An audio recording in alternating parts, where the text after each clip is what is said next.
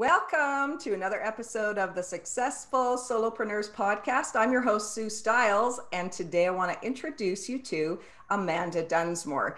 This Kwantlen College fashion design grad who worked at Westbeach and Lululemon before taking on Aritzia's the Tween and Up brand, known to everybody as the TNA line, is my guest here today. Hi, Amanda. Hi, Sue. Is there anything else we should know about you before we get into our conversation today? Welcome to the podcast. I hope you enjoy the honest advice and personal stories. I'm Sue Stiles, the CEO of the Successful Solopreneurs School of Business, and I'm here to share hope and possibility so that you can reach the unwavering results you desire. Find the best business resources, advice, and offers at SueStiles.com. And now on with the show.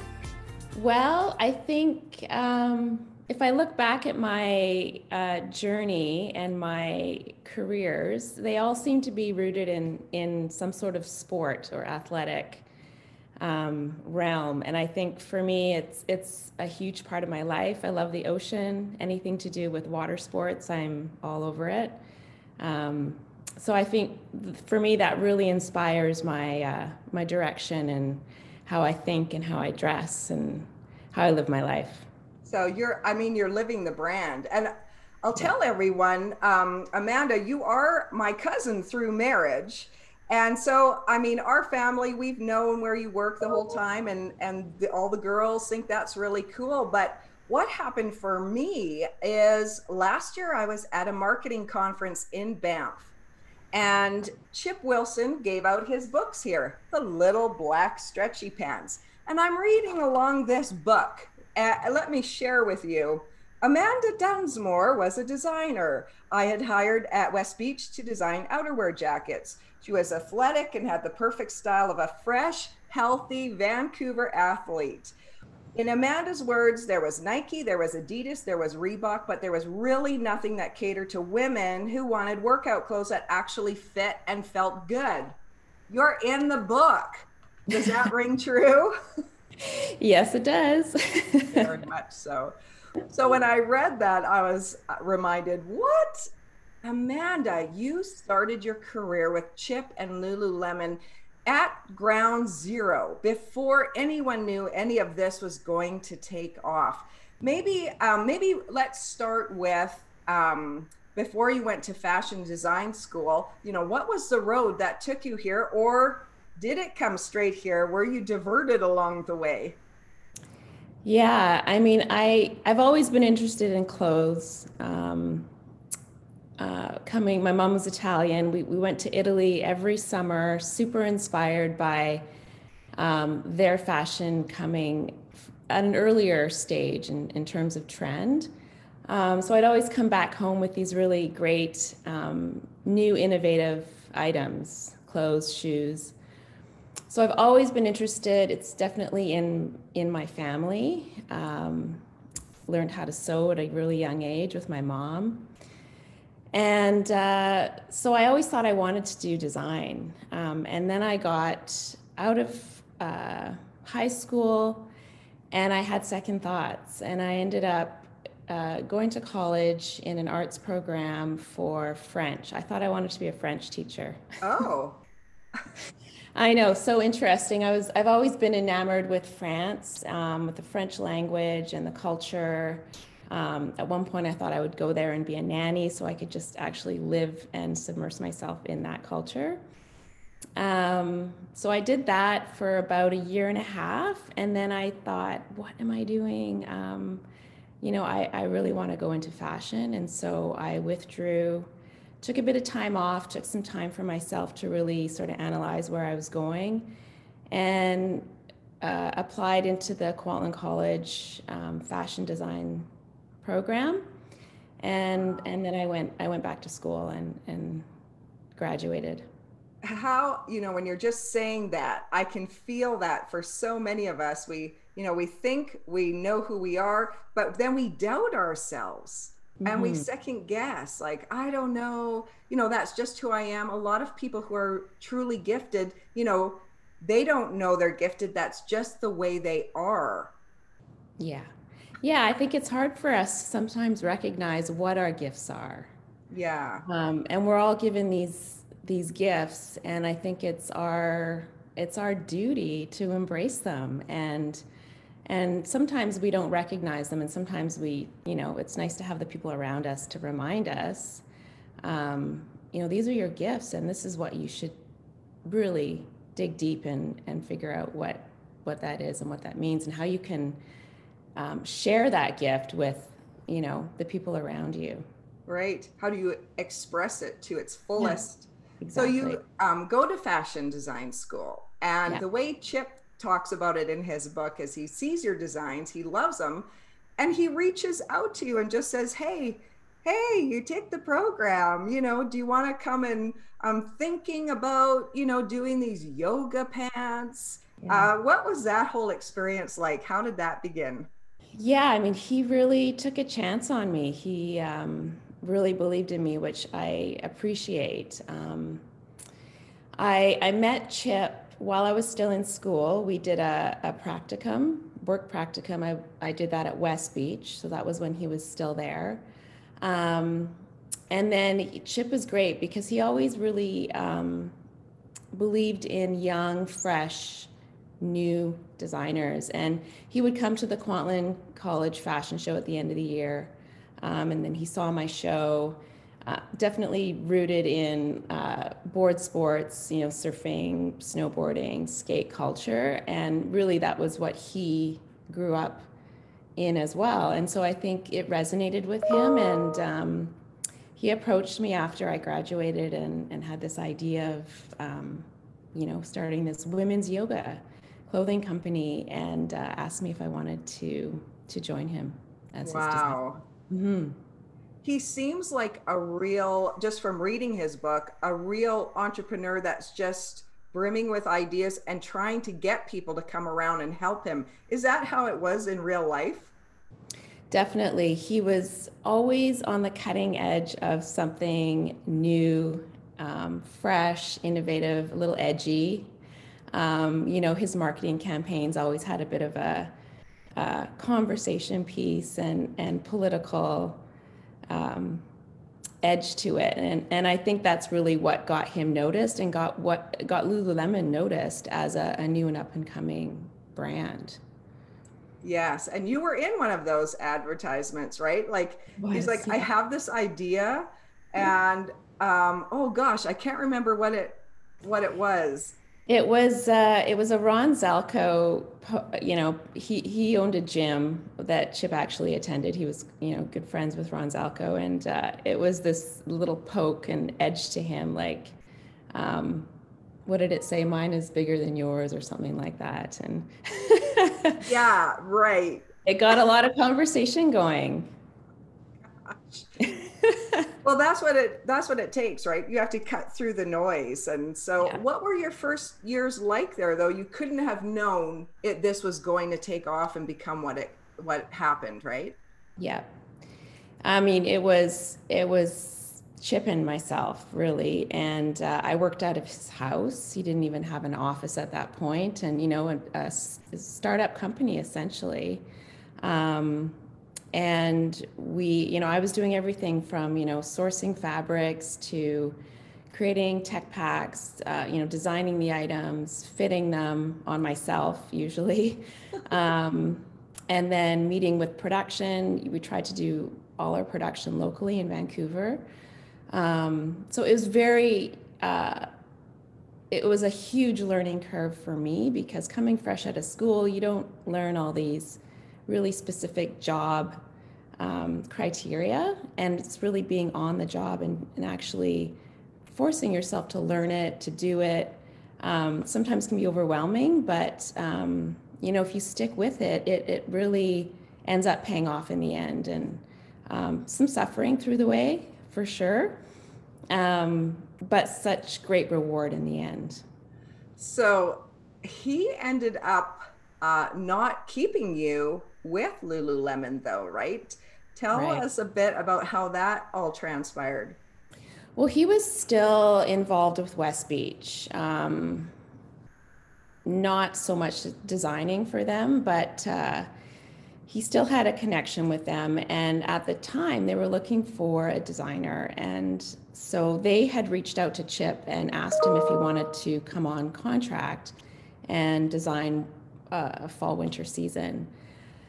So he asked me if I wanted to do that with him. And so, of course, I couldn't do both. And so I kind of left Lululemon after about 3 years and ended up going to Westbeach and designing snowboard outerwear and street clothes for men and women. Wow. And so there you are enjoying, you're getting some experience under you. Yeah. And then Chip introduces you to somebody who needs some help. Yeah. So then he introduced me to Brian Hill. And at the time, him and Brian used to play squash together. And I think Brian kind of mentioned, I'm looking for, a lifestyle designer, do you know anyone? And at the time, Westbeach was a bit tumultuous. So I was also looking for something new. So Chip introduced me to Brian, and the rest is kind of history. That was 20 years ago. Wow. And Brian was the creator of the TNA brand, right? Yeah. So when I started, TNA was essentially, a couple sweat fleece items, a couple t-shirts, and that's about it, really. It was very tiny. So it's grown obviously considerably since then. Oh my gosh. And this year especially, I mean, you couldn't have been more positioned for people who want to just be comfortable in their own houses in some clothes that stretch with them as we move and grow. Yes, exactly. I mean, I COVID obviously not a positive impact on our people and our community, and but I'm thankful that for me in my career right now, it's really proven to be quite a positive. If you can see some sort of positive through the whole, negative aspect of it. But yeah, sweat fleece and leggings and comfort and, being at home, so many people working from home now. And it's really, I'm super thankful that TNA is. Yeah, they were positioned through it all. Yeah. In the early days, how did you find your ideas for what to make next, what to design next? Did they all come out of your head, or where did you go to find your inspiration? I mean, I've always been inspired by travel. And it's a huge part of our research. We would go to Europe, Paris, we'd go to Germany, Berlin, Munich. I've been to Japan, New York, LA.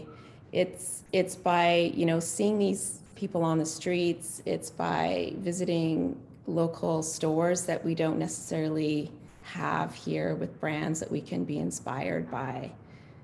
So that's a huge part of it.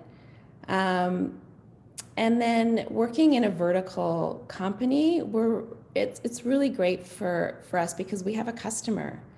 And ultimately what we're trying to do is design clothes that our customer wants to buy and wants to wear, that resonate with her. And so we have that ability to read our sales and see what she actually is resonating with and what she wants. And so it's how do we build on those successes and create newness and excitement for her. Yes. Well, so it's always evolving. Is that part of the challenge too, though? Like, I guess every time you're making something new, you never know what's going to hit. Or are there other challenges that have really hit over the last 20 years? I mean, I think with fashion, it's such a quick moving target, and ever more so now with social media, because there's the idea of like, see now, buy now, wear now. And, we work about 10 months out. So it's how do we, capture those things that are happening now that, our customer wants those things now, but really to execute them, it takes quite a bit longer, real future forecasting. Yeah, it is. Good insight for any business owners too. Sometimes I think we get stuck in our own cities or our own community or even our own industry, but do some research and go somewhere else where it's cutting edge, where people are doing things differently, and examine what people want and what's working somewhere else, and then bring it to your industry or your city. This is, Yeah. you've made a career out of doing this. Yeah, I mean, it's interesting you say that because TNA's, it's a Vancouver-based brand. You know, it's a Canadian brand, and I think in Canada, it's very well known. It's loved. And when we went into the U.S. with our stores, TNA really struggled, and it was really trying to gain that brand awareness that we took for granted here in Vancouver and Canada. People in the U.S. just it wasn't resonating, and people didn't understand the name. What does the name mean? Like, what is What this? does the name mean? Well, does it mean it what can we mean think what it can mean whatever you like. And actually, we've played a lot with the acronym and trying to create True North Athletics or Tallulah National Athletics or all these different acronyms that it could mean, and that's kind of the fun of it as well. So that's funny because I think in our family, we always thought you had named it and named it after what you wanted to name your girls. Funny. Well, the name did come before my girls, and it just so happened my oldest Talia, my youngest Acacia, TNA. It's super ironic. It's a fluke, really. The name was already established, and I definitely didn't name my children after the brand name. Or did you? Maybe subconsciously, maybe I did. Wow, that's so funny. Yeah, I mean, I'm Yeah. sure everyone wonders, is it TNA or, yeah, how Yeah. interesting. Yeah. Um, Now in 2014, I believe it was, you went to Mount Kilimanjaro. You Mm-hmm. thought you'd do a little climb, athletic girl, but this came at sort of working out some of your own challenges. You were wanting to do something or accomplish something. Is this how you met whatever that undercurrent was in your own life? Yeah, and I think life is ebbs and flows of, I'm doing really well in where I'm at, or you fall into a kind of a rut, whether it be personally, professionally, creatively, whatever that is.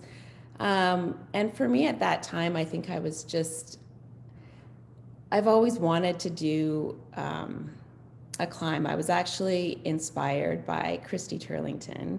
In my teenage years, I always looked up to her, and I thought, yeah, she's a model for sure, but she was always just a little bit more than that. She was a smart girl. She, a philanthropist, and all these different things that I thought were really inspiring. And so she climbed it, and I had read about it when I was younger, and I thought, I'm going to do that one day. I really want to do that. And so I did. I had a big birthday that year, and me and a good friend of mine decided to do it. And yeah, we did a 3-week trip. We did a Kilimanjaro climb, and then we did an amazing safari, which is something I've always loved animals. So that was also something I've always wanted to do. What was that like, actually reaching a big goal like that? That is hard to reach. Did you feel any euphoria when you got to the summit, or what was it, a surprise? I mean, it was incredible. I mean, the final ascent, you get up at midnight and you're climbing all night in the dark. So you're really like, where am I? What's going on? What's happening? It's freezing cold. And then the sun rises and you're above the clouds. And it's just it was the most amazing moment. It really was super enlightening and incredible. And then there was a couple more hours to get to the top, but I feel for me that moment was one I'll never forget. Wow. Yeah. I will live vicariously through you because I will never climb a summit like that, but it sounds You amazing. could do it, Sue. You could do it.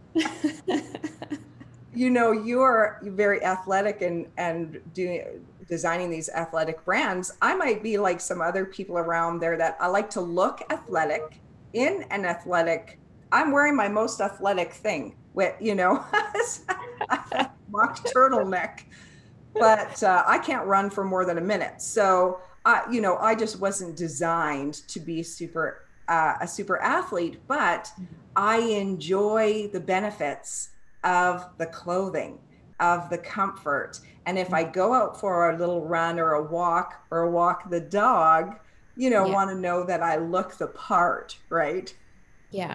I think that's a huge part of what we do when we design. I mean, of course, we have a huge collection of leggings and, you know, long line bras and everything to go with it. And, you know, the percentage of girls that buy it for actual, you know, workout is probably quite small. But I think as women, we want to feel like we look good.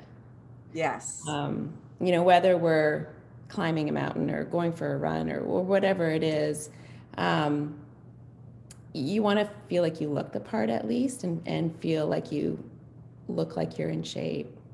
Um, and so, that, you know, I do think about that when we're designing these clothes because we always want to look good as women, you know, like whether you're wearing a pair of sweatpants or a pair of leggings, you know, how can you make that look um, presentable and somewhat feel sexy in a pair of sweatpants? And it's possible. Yes, right. And so what's hot right now or what's coming up in this next year for us for this leisure kind of athletic wear? I mean, it's really building on it. I think there's a whole idea of being comfortable and cozy. And so whether it's in the fabrication and how we design it with the seaming and how it fits the body, I think cozy is going to be a huge aspect. It already is in TNA, but it's like building on that success. Yeah. Um, Obviously, our sweat fleece is kind of our, you know, we're really known for our sweat fleece and building into those programs with new fabrications, new silhouettes, and new washes. And um, it's important to keep it all looking fresh and new. Otherwise, you know, how do we bring that customer back again? Yes, yes. So tell me a little bit about the people that you've worked with over Mhm. time. I think there's a power in people. Yeah. Sometimes the power is for good, sometimes it's not for good. But you Mhm. have a really unique culture in the Aritzia um, family, don't you? Yeah, we do. Um, I work with great people. We have some, you know, really smart women. We work with a lot of women. You know, our office is, we're surrounded by women, which is really inspiring. Um, and they're smart and they're talented and they're creative. Um, I work with a tight team of technical designers, um, and they're amazing. And really, my success is based on that team, really. Mm, it's a team effort. It really is. And so I can't take all the credit. It's really what I think builds a really strong team is all these different talents. And so what I bring to the table is going to be different than what someone else, one of my other designers, will bring to the table. And we all have our strengths. And I think that's what really makes a strong, solid team and creates ultimately the best product. And your CEO, Brian Hill, gives you the freedom to design and he's involved with the process still. Is it still a love of his life? Absolutely. And I think TNA out of any brand, I don't know if I should say this, but he's very passionate about it. And so, um, he's in every meeting that we present a new collection for the season. Wow. And what he offers in those meetings is his, lifelong experience. And he's one of those people that he's extremely creative, amazing taste, but he's also, got that business mind, the smarts, which really is what makes him successful as a leader. Yes. Wow. Well, 20 years of a career for you, and no one knew that it would take off like this in 2020 and 2021. We'll still be continuing, but it was absolutely poised for perfection, and we're all reaping the benefits of it. Is there, if you could summarize like some advice or something when you look back over your hindsight and how people have hired you when they didn't know you and you've grown up with great teams, is there any bit of, something that you could share with other professionals out there from your own experience? I think if I look at the success of my team, I think as a leader, it's really important to recognize the individual's talents, and it's really important to let those people come up and offer up their talents, because I think sometimes leaders they're afraid, to let these people rise up to the occasion. And I think it's really important to let these people rise up, because in the end, you can't do it all. And, the bigger your team grows and the more people you hire, it requires you to take the 30,000 foot view, and you've got to be able to look at the big picture, whereas you rely on these people to look at the detail. And so I would encourage any leader or entrepreneur to really rely on building a solid team and a diverse team. I think that's really important. Such good advice. And I think, lots of times the entrepreneurs, solopreneurs that I work with, we feel like we have to do it all by ourselves. Yeah. And I am for sure one of those people. I'm a perfectionist. So I always feel like, if I do it myself, it'll be done the way I want it to be done in the right way. But we forget when we do that, maybe my way is not the right way, or maybe there's a better way. So be open to that. Right. Yes. Yeah. Be open for something even better than you be in your own head. Oh, that's so good. Such good advice and such an amazing career. Aritzia has just opened up. Is it their Super Puff store in New York? Did I get that right? Yes. So we just opened up our Super World in Soho on Broadway, which is extremely exciting. It's a kind of a crazy time of what's happening in this world right now to be opening up a brick and mortar retail store. But so far it's doing really well, and it's going to be housing it does house all of our Super Puff collection. For those of you that don't know, it's our big puffy coats that are super comfy, cozy, warm. So that's very exciting. So that's kind of our next venture. Always innovating, stepping forward, pivoting with what's going on, deciding when to launch or when to pull back. Really interesting to hear from the inside of the fashion industry, and especially your journey from Lululemon, Westbeach, and finally to Aritzia.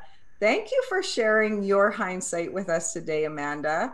Thank you, Sue. Thanks for having me. My pleasure. And say hello to my cousin Jaren, who was smart enough to marry you, and awesome. Girls Talia and Acacia. I will.